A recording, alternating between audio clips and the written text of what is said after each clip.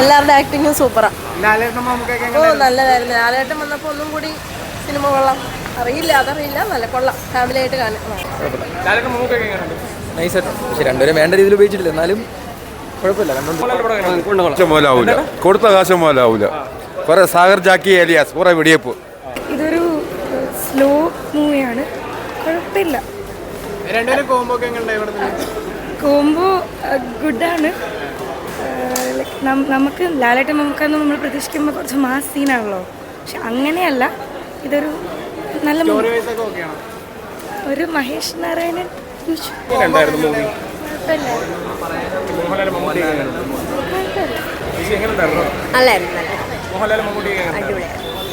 ഇഷ്ടപ്പെട്ട്. മമ്മൂട്ടിയുടെയും മോഹൻലാലിൻ്റെ ഒരു കമ്പാക്ക് എന്ന് പറഞ്ഞാൽ പിന്നെ ഫൈറ്റ് സീക്വൻസ് ഒക്കെ കൊള്ളായിരുന്നു, ഇഷ്ടപ്പെട്ടു.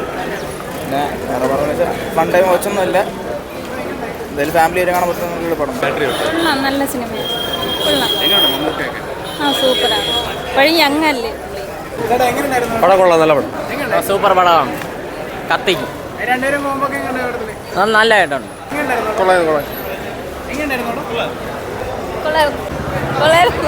എടുത്തു പറയാൻ like first half is really intense, it's really good. ഭയങ്കര നല്ലതായിരുന്നു. ലൈക്ക് ഫോർ മീ എനിക്ക് കുത്തി എന്ന് കാണാൻ തോന്നി. സെക്കൻഡ് ഹാഫ് ചെറിയ രീതിയിൽ ലാഗ് ആയിരുന്നു. അല്ലാതെ എൻറ്റയർ മൂവി ഭയങ്കര നല്ലതായിരുന്നു.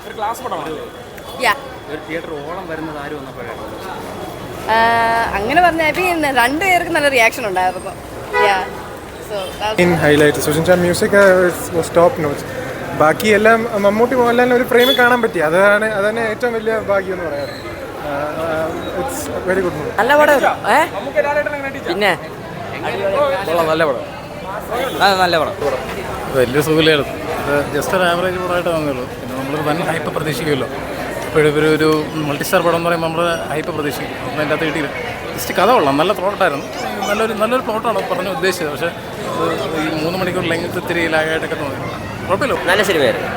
മാസ് പ്രതീക്ഷിക്കാതെ പോയി കണ്ടന്റിന് വേണ്ടി കണ്ട നല്ല ഇഷ്ടപ്പെടുന്ന സിനിമയാണ്.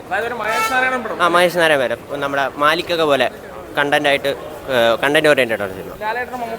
ലാലേട്ടൻ നമുക്ക് കിടിലായിരുന്നു. ലാലേട്ടൻ ഇൻട്രോ ഒക്കെ കിടിലായിരുന്നു.